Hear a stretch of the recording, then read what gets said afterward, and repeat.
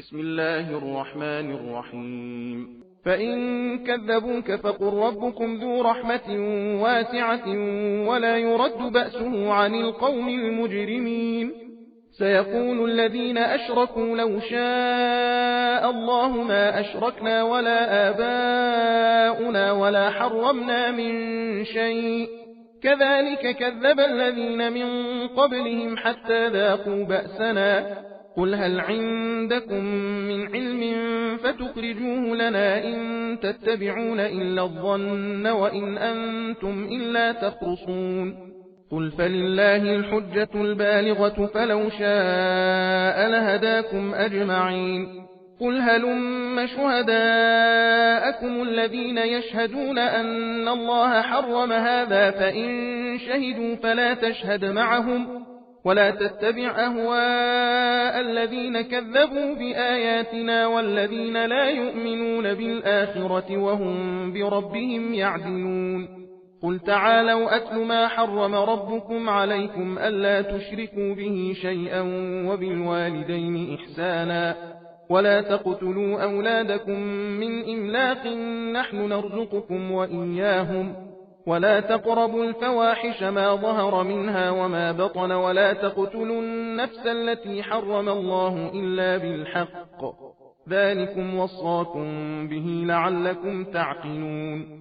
ولا تقربوا مال اليتيم إلا بالتي هي أحسن حتى يبلغ أشده وأوفوا الكيل والميزان بالقسط لا نكلف نفسا إلا وسعها وإذا قلتم فاعدلوا ولو كان ذا قربى وبعهد الله أوفوا ذلكم وصاكم به لعلكم تذكرون.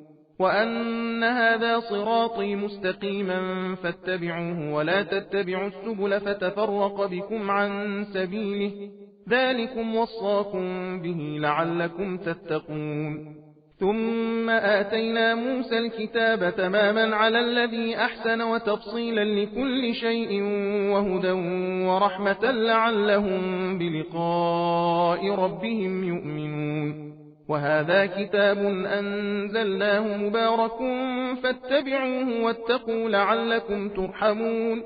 أن تقولوا إنما أنزل الكتاب على طائفتين من قبلنا وإن كنا عن دراستهم لغافلين. أو تقولوا لو أنا أنزل علينا الكتاب لكنا أهدى منهم فقد جاءكم بينة من ربكم وهدى ورحمة فمن أظلم ممن كذب بآيات الله وصدف عنها سنجزي الذين يصدفون عن آياتنا سوء العذاب بما كانوا يصدفون.